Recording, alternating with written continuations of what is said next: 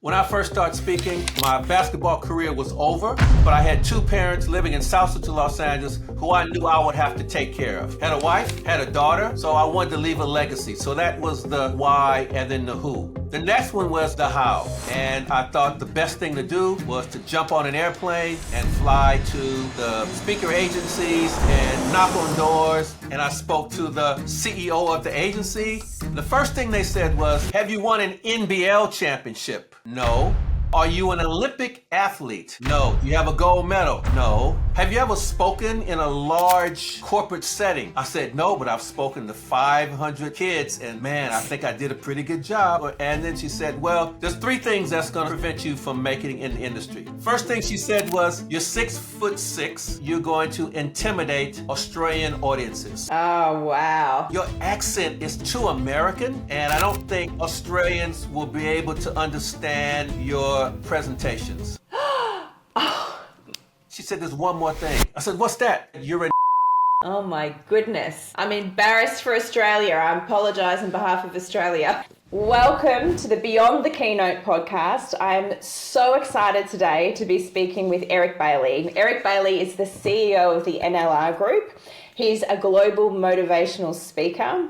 He's a former NBL basketball player and WNBL head coach. Welcome, Eric. It is so great to have you here today. Well, thank you so much. I am always excited to be on a podcast and get a chance to talk about my life, my message, empower and inspire audiences around the world on being authentic, having energy, having a purpose, having a passion, but particularly just being the best version of yourself that you can possibly have no matter what's going on in your life. So thank you so much, Carmen, for inviting me. Oh, my absolute pleasure, and I love that. And I was saying to you before the show that my children will just be beside themselves that I'm speaking to you because I've got two boys. They've both just had birthdays. So one's just turned 11, Right. One's just turned 14. And they are both basketball mad. They're one's already in rep basketball and the other one's about to try out. So to be speaking to an NBL basketballer, they'll be very, very excited.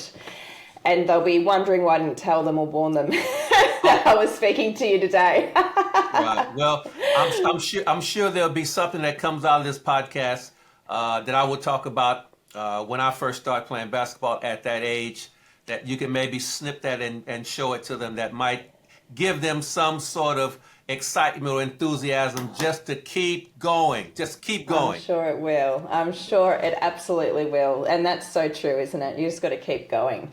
Yeah. So for our audience, I know that you were told that you would never walk, read or live past 14 years of age. And as I said, my oldest son has just turned 14. So that is mind-blowing to me.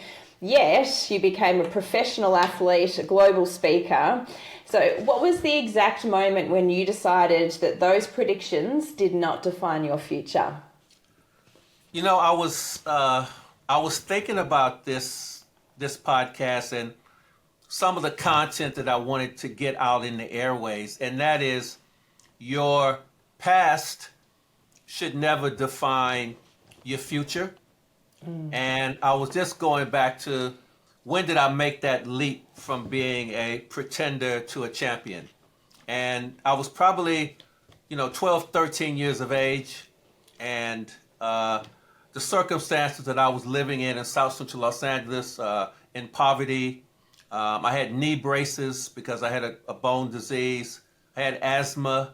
I had difficulties reading. It was one of those situations where every time I looked around me, there was no positive way forward. And one evening, there was a shooting in my neighborhood. I mean, it happens all the time, but on this particular evening, the bullets actually came in my house. And I can remember my mother, shielding me and telling me to be still. And afterwards, I was visibly upset, and I said to my mother, I don't want to live like this. Like, why do we have to live like this? And she just calmly just said to me, you now have to create a way out of this. Wow. You know, my parents actually said, we physically can make no additional money. We can't move. You know, your father can't get another job. No one's going to give you anything. It's on you. And Yeah. where you lead us, meaning the family, because I was an only child, where you lead us is where we will retire or where we will spend the rest of our life. So almost it was like, you don't want to see this anymore. You don't want to have this feeling anymore. Lead the way. And at that Incredible. stage, there was only a couple ways for me to go into university. One was to be a scholar student, which I never would be. At that age, I was 6'2" and had a size 14 shoe. But the Yes, pain yes. of playing sport was so great that I didn't want to put up with it. Or I could do the shortcut way, and that was drugs, gangsters, stealing, all that stuff. So out of the three, I chose basketball. And Oh, I'm so glad you said that. I was like, is he going to go the gangster way or the basketball way? No. I chose the basketball route and dedicated myself to it, and decided I needed to have a plan, have a goal. Met a coach who believed in me, but also said there are consequences for not following the rule book. And the rule book simply was, you must go to class every day. You must attend practice. Anybody in your inner circle who doesn't have a goal, a positive goal, you got to eradicate yourselves from them. And no matter how dark, how lonely the journey gets, you can't quit. Yes. So I developed a championship mindset at age 12, 13, and 14. Amazing. Habits, sacrifices. By the time I was 16 and 17, all of those sacrifices, those habits, they became just like breathing. Yes. You know what I'm saying? Like, there was no Yes. option. And because of that, got into college, got into university, tried out in the NBA, didn't make it, but then came to Australia and was able to play 12, 13 years professional basketball, even with the bad knees. That's a long time in professional sport, 12, It 13 is. years. Yeah. It is. Wow. It is. Amazing. And yeah, so to get into that professional sport is very, very hard. I'm starting to learn this already from what my own children are going through, and the amount of competition and the amount of people that want to make it. I'm actually working, one of my speaking clients is a professional rugby coach in South Africa, and he was a professional rugby player as well prior. And he said to me, because my youngest was getting very frustrated when he would lose games, and he'd be so hard on himself. And I think that's a common trait of people that are always wanting to be better, always wanting to be A plus.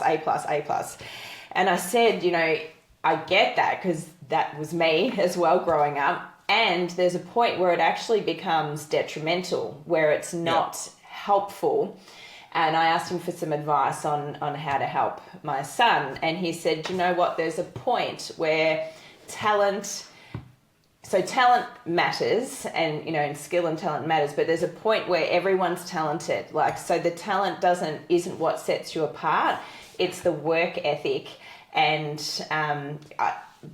what you were just talking about, the habits that you form that sets you apart and gets you to that next level or allows you to stand out. So, when it came to you making it into the NBL, what do you think it was that set you apart, that managed to get you there? Work ethic. Work ethic and attitude. So when I'm working with sporting people mostly, it's not always about you being at the top of your level, at the top of your game all the time. It's about always showing up with the willingness to get there. Yes. So because of my knees, I wasn't allowed to do all of the same things that other athletes were doing. Lift the squat racks and running the miles and all the sprinting on the road and stuff. So I had to alter my practice. But the one thing that I always did was I made sure that my coach, my managers, the owners knew that I was going to do more than what was expected and required. I'll give you an example. Practice starts at, say, 4 p.m. I noticed a lot of players walking in at 3:45, putting their shoes on, and then at 4 o'clock, they're like, I'm ready. With me, get there at 3 o'clock, dressed and ready by 3:30, doing some individual shooting, showing the coaches, hey, this guy might not be as gifted and talented as everybody else, but we know no matter what part of the game that we need him, he's always going to be ready. Yes. That I love buys that. you equity in the minds and the hearts of fans, coaches, administrators. So when you have a team and you have players who aren't playing at their best level and you want to have players on the court who you know are going to give it all, you get that nod first. Yes. So absolutely. it doesn't matter whether you're in a sport, speaking on a stage, delivering a keynote, whatever. Always remember that your preparation is always more important than the actual game experience. So true. So true. And it's interesting you spoke about speaking then, because I'd love to know when and how you transitioned into speaking and what your earliest memory is of speaking when it comes to speaking out to others and groups of people. And I liken it to, so my background is that I'm a trained actor and spent 18 years in corporate and blended the two to do what I do now in Illuminated Story. And I see acting and the arts as a very similar career path to elite athletes in sport, because only very few make it to the very top, and you have to get used to rejection and you have to get used to picking yourself back up and as you said, doing all those small things to set yourself apart. And I think speaking is the same. A lot of people think, maybe I'll become a speaker because they make so much money. Like they get up on stage only for 40 minutes and they just make so much money for that 40 minutes. But it's not the 40 minutes that you're on the stage. It's it's first of all the amount of years of experience in whatever it is that you're speaking about that counts, and the amount of preparation and thinking that's gone behind how do I make this the best experience for my audience while I'm up here. Right. So, there's so much for us to dive into, but take us back first to what do you remember as being your first speaking experience and how did it go? Right. Okay. So when I retired from playing basketball with the Gold Coast Rollers in 1993, 94, I did what most athletes do, and that's get into coaching. So I was coaching under 10s, under 12s, under 14s, state teams. So much success. Like it was just amazing. And then I was asked to do a basketball clinic at a school.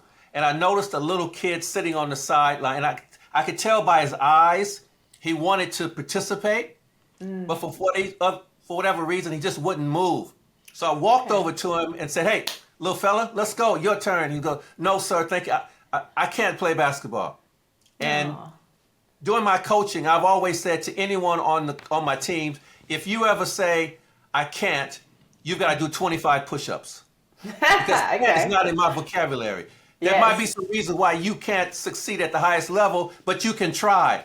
So I said, look, so I went to pick him up and bring him over to the court. And as I picked him up and turned around and started walking, I noticed he had dropped back down to the ground.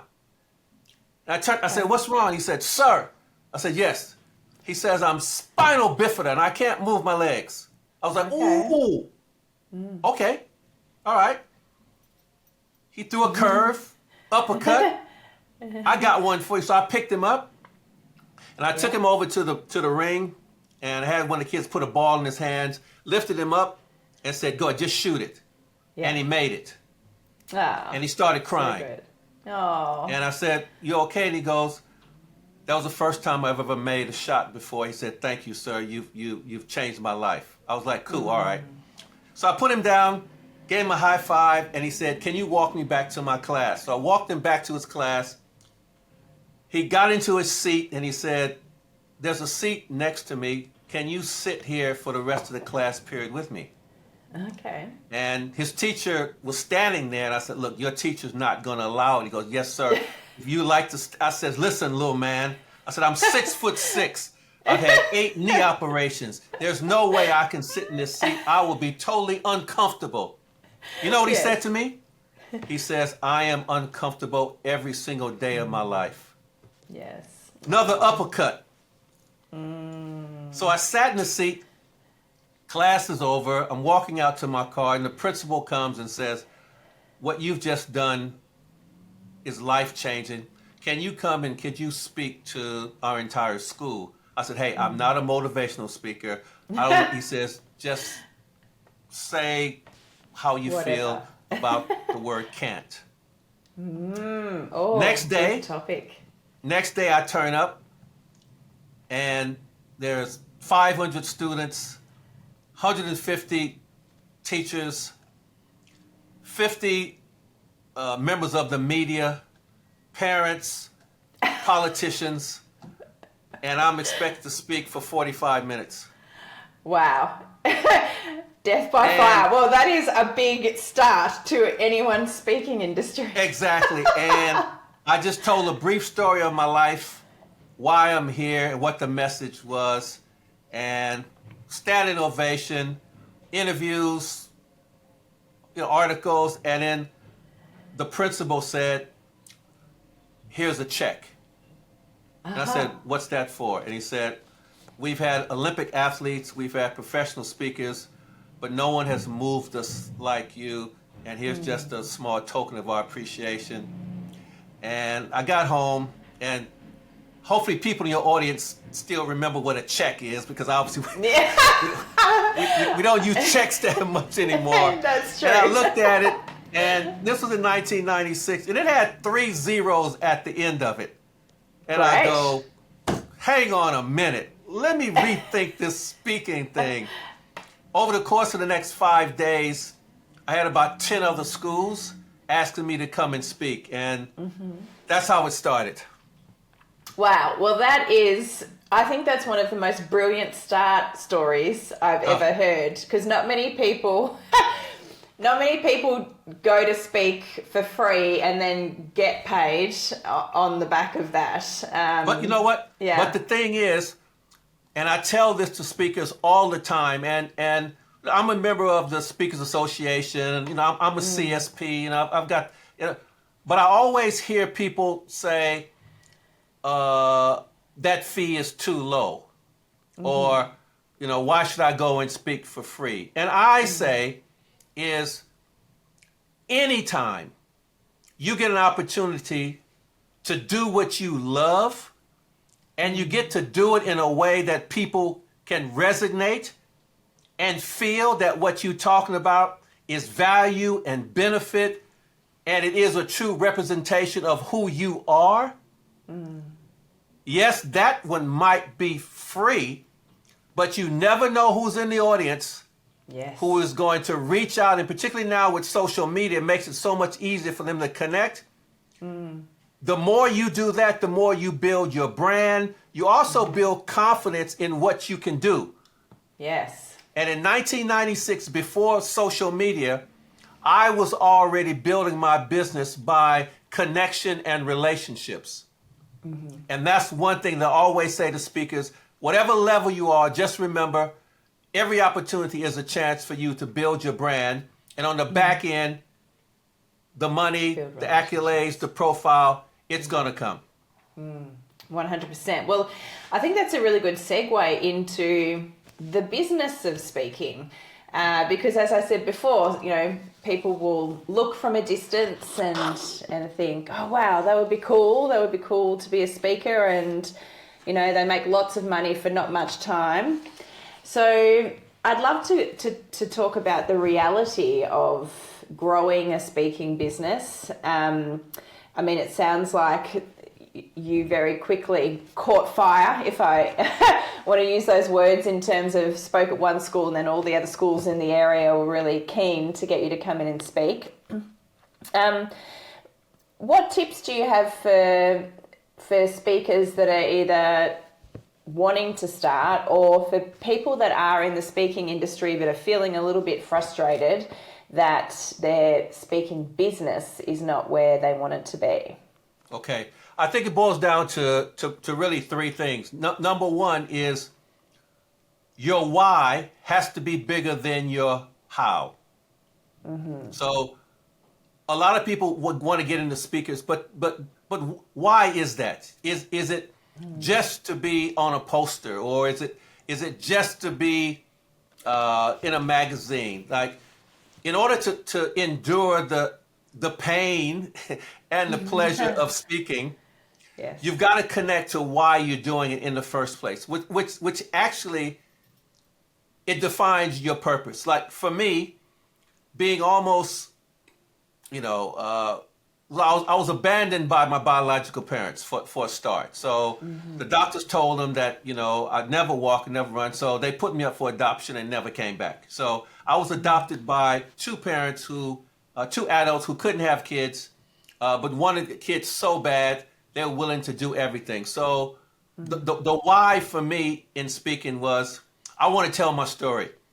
I've been blessed. I've been given opportunities, and I've tried to take them all. So, and look where I'm at right now. So my why is to educate, motivate, and inspire. That's the why. Okay. Mm-hmm. The how is secondary, but then the next one is the who. Mm-hmm. If I can be successful in this journey, if I can get to that top level, who will it benefit? So now it's why I'm doing it, who am I taking along on the journey, which now means I have an emotional connection toward my results. Mm.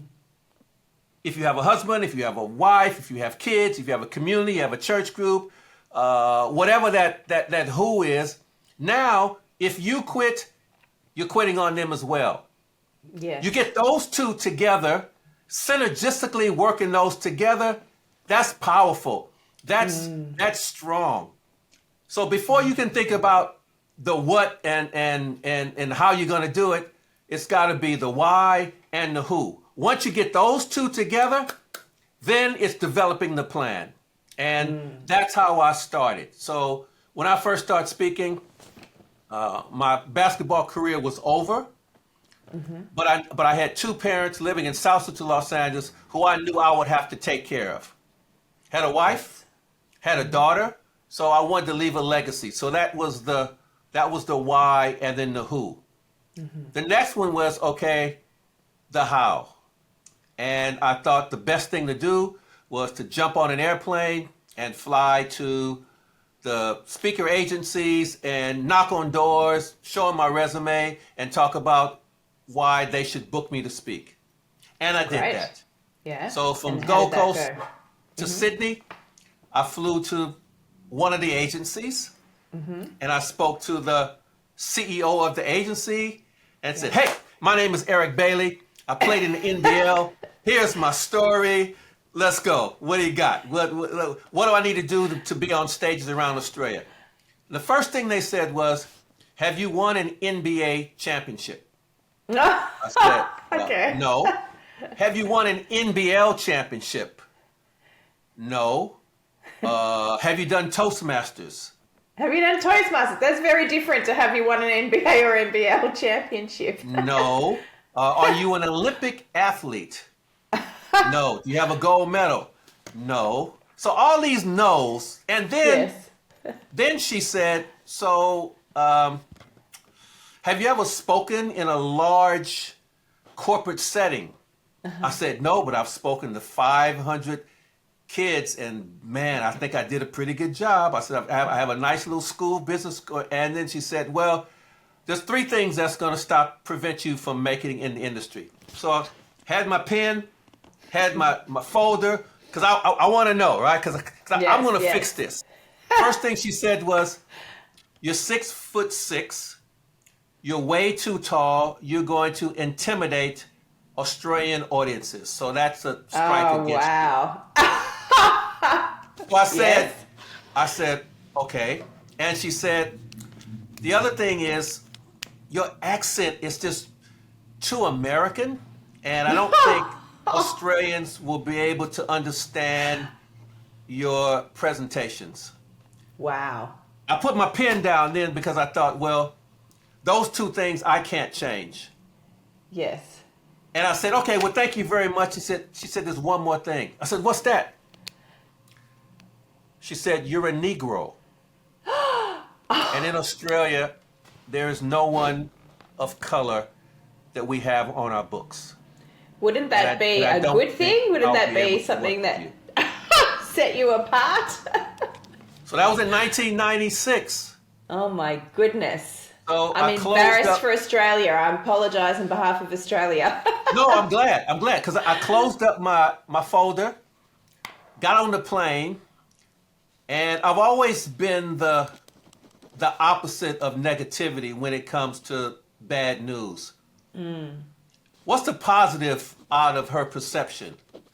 And I thought there probably would be other people in Australia who might be thinking like that. But I also thought there could be other people of color, race, gender, political ideas who maybe aren't following their dreams because of what someone has said. So I said, you know what? I'm going to be the first. I'll be the first 6'6", American-speaking person of color who's on stages speaking and getting paid. And that's what drove me. Wow. Goodness me. The feedback that she gave you reminds me of the entertainment industry because, as an actor, you go on auditions and I've been told in the past you're too fat or, you're too this or you're too that. And they're things that, you are who you are and you can't do a lot about the way you look necessarily to a certain point. And but it's interesting because there's lots of examples of people that have proven others wrong, that have given that sort of feedback like you did. So well done for doing that. And it's so interesting, even from a marketing point of view, because I worked in marketing for years in large corporate organization. You were the perfect niche, like you were the perfect differentiator that could have been easily marketed by that agency out to Australia. So incredible that that's not thinking that was given at the time. Anyway, so you broke into the Australian market. I'm really interested to know, have you spoken globally? Have you spoken in other countries? Yes? Yeah. So tell us a bit about that. I've been to 13 different countries speaking. Amazing. And do you have a favorite place? Okay. Speaking in America is high on my list for two reasons. One, it's a free airfare back to the U.S. Yes. You get paid in U.S. dollars. Yes, which is much better right now than Australian dollars. Which is extremely, extremely good. And you know what they say, if you can make it in the U.S., it makes you more valuable sort of everywhere else. Absolutely, I agree. So I had an agency in the U.S. who I was working with for about 5 to 10 years, and I was getting a lot of work out of them. So, but realistically speaking, now that I'm 65 years of age, I'm 64. I'll be 65 this year. I prefer speaking in the region because I don't like sitting on a plane for 13, 14 hours. Yeah, fair enough. Well, you don't look 65 or 64 Oh, or whatever you said.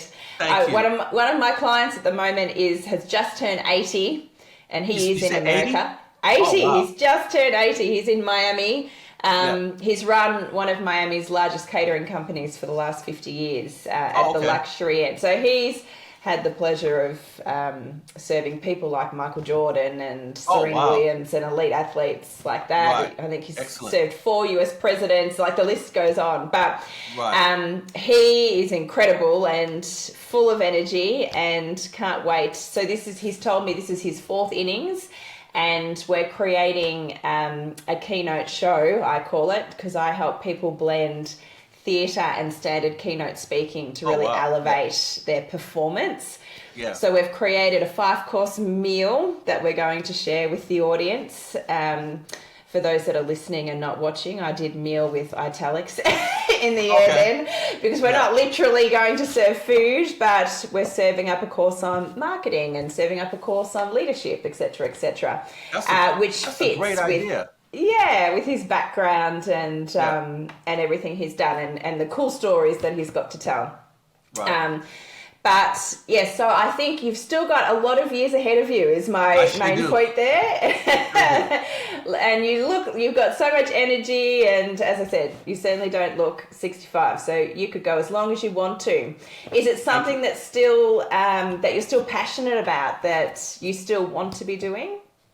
Yes. So last year I took on a role of a CEO of a restoration company here in Brisbane. So it's family business, and I was at church last year, and the owner came up to me and said, "Eric, you probably don't remember me, but you used to coach my sons in Oh, basketball, uh-huh.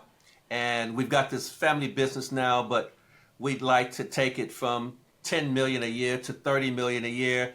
Only thing that's stopping us is our ability to motivate our staff, to recruit right, to have a good culture, to have a sales talk, to have more vision. Could you come in and just do some workshops?" So came in, did some workshops, and 2 months later they offered me the CEO role of the 4 companies. So Incredible. I was going loving to it because say, I'm still in the restoration business. So, yes. when you have floods and you have water damage and mold and, uh, fires and all that stuff. So we go in and we give people the hope and then we get them back into their homes. So that's been very exciting. I'm still doing what I do.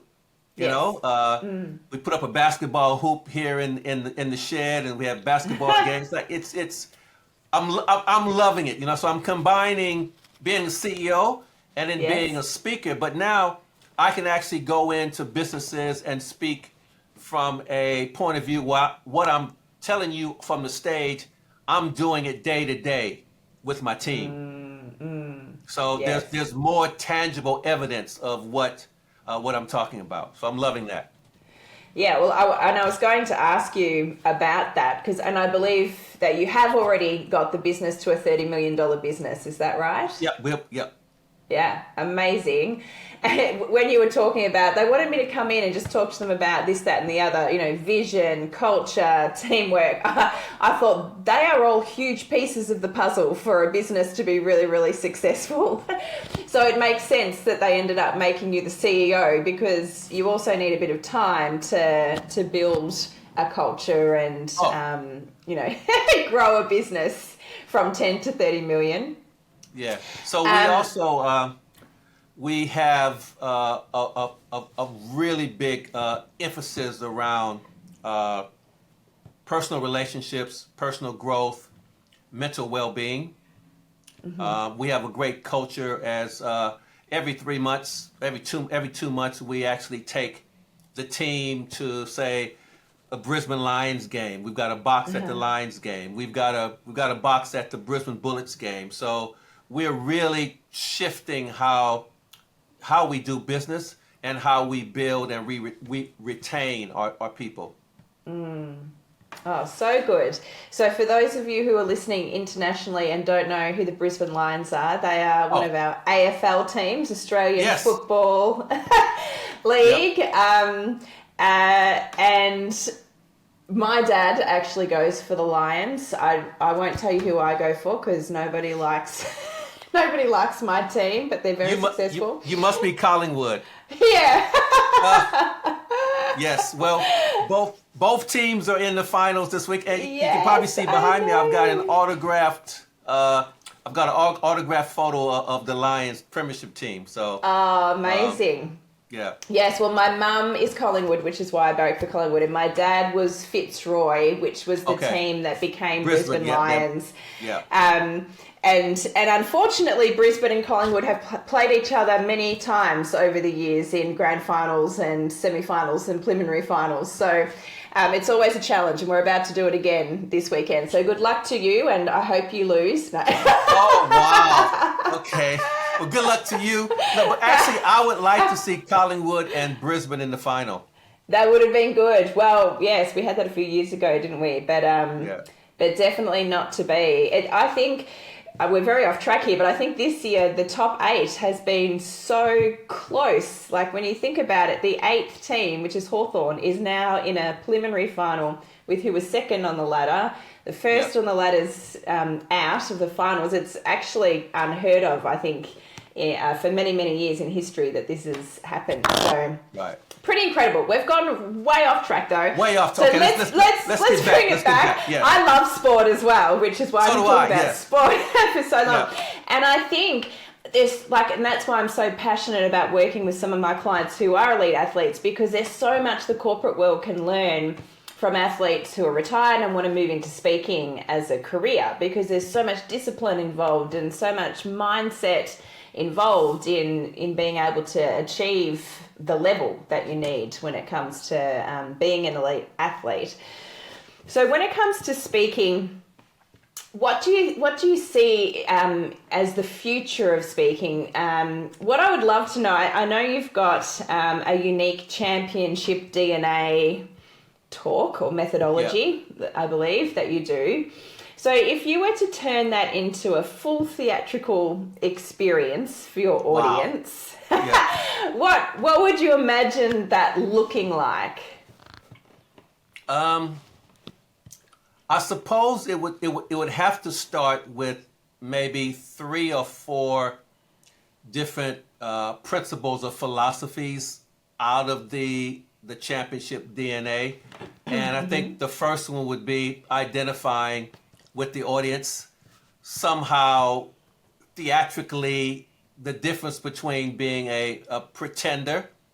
So I would have some sort of skit or something of pretenders, and then I would have a short skit of what contenders are, what they look like.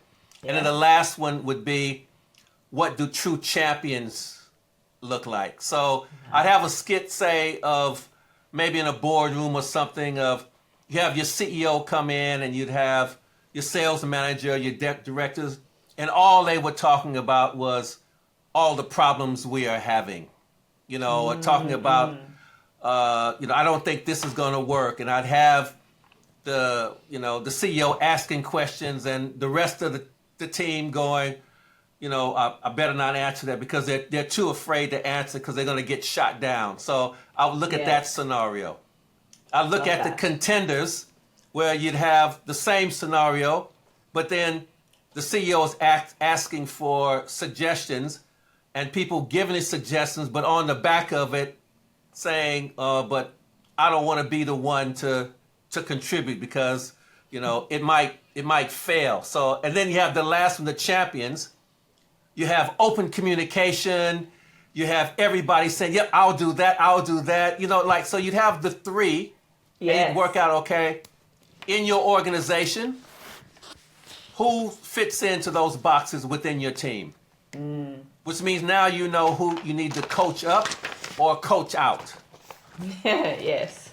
And I would do that theatrically so that people could laugh and they go, oh yeah, that's such and such, or that's such and such, So people could walk away with their own identity of where they sit within the championship DNA squadron.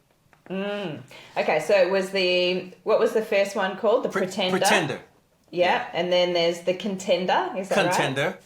Yep. And then the Champion, was it? Then it's champion, yeah. Champion. I Champion. love that. I'm just imagining the stage right now. So, because there's a couple of different, I mean, there's lots of different ways you could do this, but one would be you being those three different people and using three different sections of the stage and Yes. maybe just putting on like a different hat or something each time to be each different person. And then delivering kind of a monologue, I guess you'd say, of how that person's responding to a particular thing that's happening in a meeting or a question that's come up or an idea that's come up. Or you could get the audience involved and get three different people to come up and give them like a card or something where they're going to respond to you or read out pre-arranged dialogue. Yes. Yeah. And get them to have a bit of fun playing that person on the stage with you and, Great and idea, interacting. Yeah. So I love that idea. That's so good, Eric. And I think this is where I think sometimes people think when they're speaking that it has to be very serious and that, I'm speaking, I'm presenting and, I've got to do it in a certain way. But there's so much fun that can be injected into speaking. And I think when we lean into theatre, and it doesn't mean you need to become a performing monkey up on stage. It's still got to be authentic to your message and make sense for the audience and all the rest of it. But there's so much we can add to really elevate the experience for the audience and take it to a whole nother level that makes you as the speaker so memorable. I was just going to say that being memorable means chances are you're going to get rebooked. Yes. 100%. So I love having fun on stage. I love being interactive. Mm-hmm. I love seeing the emotions. I love seeing the seriousness. I love the roller coaster ride that you could take an audience. And I think something like what you just said would be pretty good. Can you just hang on one second? I need to turn some air on. Sure. Yes. Okay. No problem.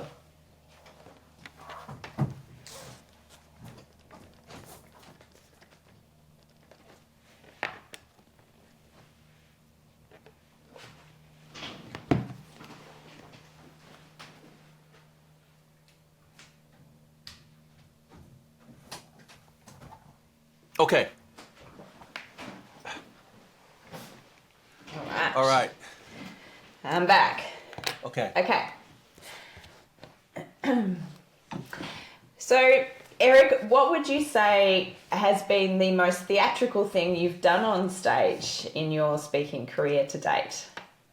So the most theatrical thing I've ever done is I actually had a basketball hoop brought on the stage. Yes. And what I did was I asked the audience to nominate someone closest to them of someone who you feel just needs that little bit of push, that just little bit of motivation or whatever. And so I got 5 people up on stage. This was at the it was at the Gold Coast Convention Center. Amazing. And I actually had 5 basketballs, autographed basketballs. They were all in gold, so gold basketballs. Oh, beautiful. And I said, okay, you guys are going to have a shootout, and the last one standing will get a prize. And so they had a shootout, and every time they made it or missed the whole crowd clapped for him. In the end, we had one winner, and I gave her a certificate to go down to the nearest Foot Locker and get some Nike shoes and a Nike outfit. Amazing! I love that. Yeah, and she was so happy. And I remember getting an email back from the CEO and said that of all the people in the entire organization, like she was the one that really needed that the most. Like it really, and it sort of made her feel like she was a part of the organization. So So good. Yeah. So That was pretty good. cool. And so when you travel overseas, you've obviously spoken in multiple countries. Yeah. And you probably get to see other speakers or snippets of other speakers. Is there anything you've seen that you think was phenomenal, inspirational, something that you'd like to share with our audience that might inspire them? I would have to say I was in Cleveland, Ohio, and there was, I can't even remember his name. It was about 15 years ago, but his presentation, it was so emotional because he was using music. Aha, yes. And what he was doing is he took the audience on a ride by having different eras of sound. He started with, do you remember where you were when this song played? Ah. And he'd play the song, and then he would talk about where he was. And there were a couple of those songs that he played reminded me of really meaningful times of my life. 1978, when I graduated from high school, you know, "We Are the Champions." I remember that song. There were songs a couple songs that my mother would sing around the house, and it really just, it was just such an emotional feeling, and the crowd really got into it. And of course, there was some funny songs, some sad songs. So, that was, it was very, and I've never seen anybody else do that ever again. Yeah, I love that. I know with one of my new clients actually is an image specialist, so she helps people with their styling, but she's very strategic about it. It's not just about fashion, it's about being your authentic self and really feeling so good in how you're presenting yourself that you just shine as you and present your best you out to the world. Anyway, she's also a singer and used to sing in different countries. Oh, she sings. Yeah, especially in Asia. So we're going to bring singing into her keynote show. Oh, wow. Which will be for corporate audiences. So again, sometimes you think your audience is corporate, so it has to be a certain way and it has to have certain PowerPoint slides and all the rest of it. And it just doesn't need to have that. And I think if you want to stand apart, these are some of the elements that you can bring in that will really help separate you. And I agree with music in general. You know, with some of the other shows we're creating, we'll be bringing music into the background. The CEO in Miami that I was talking about before, he loves the Beach Boys. The person I said this about, it was just turned 80. And so one of his biggest mistakes was this beach business that he bought, and he said, I think it was just because I wanted to be the Beach Boys and I really didn't do my due diligence and look into everything. I just believed what people told me, and he bought this business and everything went wrong. So we might have some of the Beach Boys music playing in the background. But I think, think about watching Netflix series or some of your favorite movies and just listen to what's happening throughout the show, because there is so much music involved in the production of those shows that makes you feel something. It makes you feel scared, or it makes you feel sad, or it makes you feel excited. So I love that person did that, because it completely does play with your emotions and it really heightens the moment for the audience. Great example. Do you know the song "Bye Bye" by Mariah Carey? Which one did you say? "Bye Bye Bye," where she's talking about all the people that she's lost she's lost in her life, and she's talking to the audiences about, you might have lost your mom or your dad or your grandpa or whatever. So in some of my presentations, depending on the audience, right at the back end, I actually narrate the loss of my mother and my father. I talk about how that happened. But on the screen, I've actually got the video playing, and the music playing, which takes just a emotional sort of roller coaster ride with the audience. Beautiful. So Music to me is something that everybody has a trigger, you know, and if you can trigger that, if that music can trigger you, get you emotional, they just open up. Yes. So what's next for you? Where are you taking your speaking for the future? Look, now I'm really focused on building the NLR brand. I'm determined to build this business to a level where it's just getting national and international recognition for not just what we do, but how we do it. And on the back of that, I want people to see that what we've done, I think, is revolutionary in the way of building business. And I think that's how my own personal brand will get out into the marketplace. When people can see, wow, we want to understand how that happened. Can you come and can you speak to our team or speak to our audience or mentor our CEOs or mentor our managers about the types of things that you're looking for when you're trying to elevate, change your culture or change the way you do business. Yeah, amazing. Yes, well, it sounds like you've made an incredible difference at that company. How long have you been at that company? 13 months now. Oh, that's so short. So you've taken it from 10 million to 30 million in 10 months, 13 months. Close to it, yes. Wow. Congratulations. That is incredible. And I think that would make for a great keynote that, as you said, a lot of companies would love to hear and understand. And that's the best thing about speaking, isn't it? You get to share ideas and share inspiration and education and how people can better themselves through learning about what you did. And if you can do that in a way that's also entertaining and memorable, then I think you've got a very good formula. Well, I always have fun on stage. Good. It's because I have to enjoy it as well. Yes. I have to feel like I'm a part of the audience. So I don't stand behind a lectern. I don't have PowerPoints.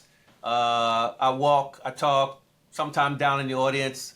So it's like a theater. It's like a mini production. I mean, you imagine, someone 6'6", 6'7" on stage. I don't wear a suit and tie. I wear some Air Jordans, some jeans, nice blazer.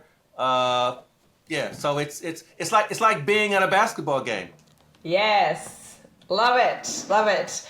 I can imagine 6'6" because my son stands on his bed over me and says, "Mum, how tall do you reckon this is?" And I think it's 7 foot or something. He's like, "This is how tall." Yeah. What's his name? Wemjama or something is, or he names all of these NBA basketballers that are really really really tall. Wembyama, yes, thank you. Yeah. And he's already 6'2" himself as well, and 14 and size 15 shoes. So reminds me a lot of the things you're saying. Yeah, very similar. All right. Well, I think we're nearly ready to wrap up. Is there anything that you would like to share with our audience when it comes to speaking and the future of speaking? Anything that you think that would be helpful for them or that might inspire them?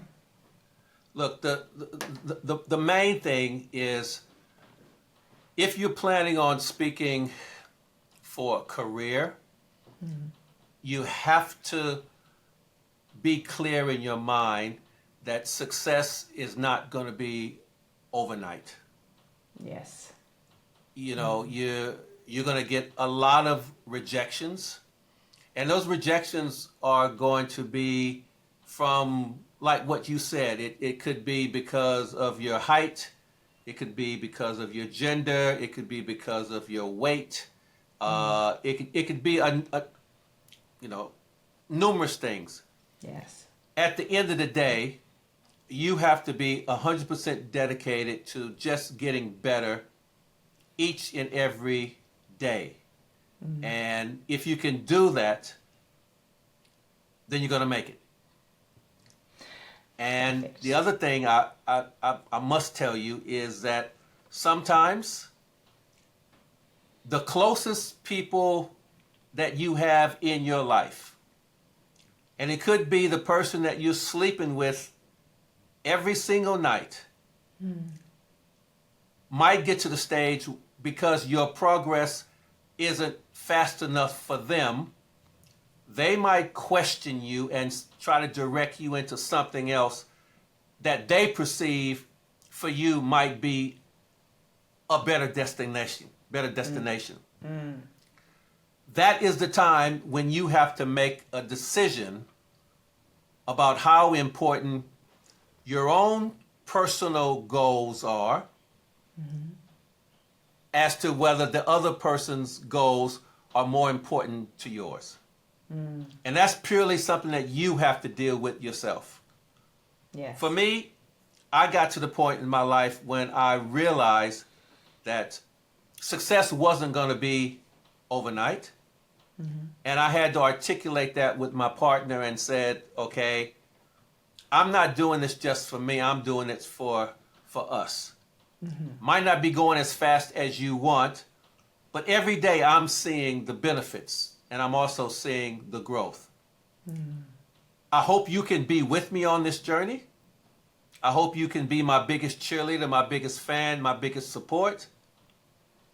But if you're not, I'm not going to be able to go where I need to go as long as you are not with me 100%, because I have to see you every night. As a speaker, you have to make a decision of what you're willing to do in order to become the speaker that you see yourself. Yes. And I always have this saying that you have to saw it before you see it. Meaning the vision has to be so strong. The feeling has to be so strong that every night you go to bed, in your dreams, on your bus, in the shower, walking, you already have saw yourself becoming successful. Yes. Before you can physically see it. That means you're connected. Ah, so good. Love that, Eric. 100% agree, for sure. Yeah. And it is interesting that sometimes it's the people that are the closest to you that will talk you down, and it could be a partner, it could be a parent, it could be a best friend. And sometimes it's also because maybe they're scared of how successful you will be, and that's not comfortable to them as well. So it's very, very interesting from a psychological point of view, I think. And like being an elite athlete, like being an actor, it's those industries, and speaking is the same, where there's so much work that's happening over a period of time that people don't see, and then you make it or you do something that breaks through and people are like, oh, you know, they just did this, they just got to the top, they just became a star, they just became this amazing player. When actually there's been all of this all of these years of effort, and not just effort as in activity, effort mentally in keeping yourself there and keeping that vision that you were talking about in your head, where you can see yourself there and you know deep down in your heart it's going to happen. You just don't have the evidence yet. You know the other thing about champions, and I'll leave you on this, is champions are always prepared, and they gravitate to the unexpected. Pressure doesn't change you, it reveals you.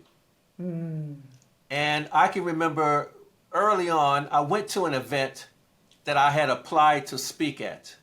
And they said, unfortunately, we've already got our speaker. And I thought, well, is it okay if I attend? Because I want to get better, and I just want to see who you got. You know, I want to improve. And so I went to the event, and 45 minutes before the event, before the speaker was supposed to jump on the stage, one of the organizers came to me and said, Eric, I don't know how you're going to feel about this, but our speaker has missed his plane, wondering, could you help us out? And you know what? Without even hesitation, I hadn't physically prepared anything for this, but I said, absolutely. Yes. Absolutely. Jumped on the stage, did my thing, and afterwards they said to me, look, that was fantastic. Look, thank you so much. We've got another event in 3 months. We definitely want you to do that one as well. So, Yes. you know what I mean? So, being prepared for whatever comes your way as a speaker, when you can get to that point, as a CEO making decisions, as a doctor or a lawyer or whatever, when you're thrown into a situation that you haven't specifically prepared for that, but you can still go in with confidence, that's when you know that you are a champion. Yes. A pretender would have said, oh no, I'm sorry, I'm not ready. You know, you should have, I needed some time to prepare. A contender would have said, oh, I'll do it, but I can only do 15 minutes. I can't do the whole thing. You know, I don't have a PowerPoint, but but a champion would be like, let's go to work, baby. Put your hard hat on and you go to work. Yes. That's what we have to do. So good. Love that, Eric. Thank you so much. It's been so wonderful talking to you, and can't wait for our audience to hear all of it. Thank you. Thank you so much. And for all your audience, please check out this podcast. Check out anything that Carmen is doing, because I know it's going to be done with purpose, with passion, with enthusiasm, and also intent. So thank you so much for having me. All right, here's where you're standing. You can close this episode, think that was fun, and go back to doing things the way you've always done them. Or you can decide you're done being the speaker, the leader that people politely applaud and immediately forget. If you want to create the kind of moments we talked about today, the theatrical, the unforgettable, the profitable, I've put together something that'll change how you think about the stage forever. It's called Beyond the Keynote, Creating Your Illuminated Story. No fluff, no theory, just methodology I use with elite speakers and leaders who are done playing small. Go to illuminatedstory.com/masterclass. And hey, if this episode hit you somewhere, share it, leave a review. It takes 30 seconds and helps more people discover that great speaking isn't magic. It's a game and you can learn to win it.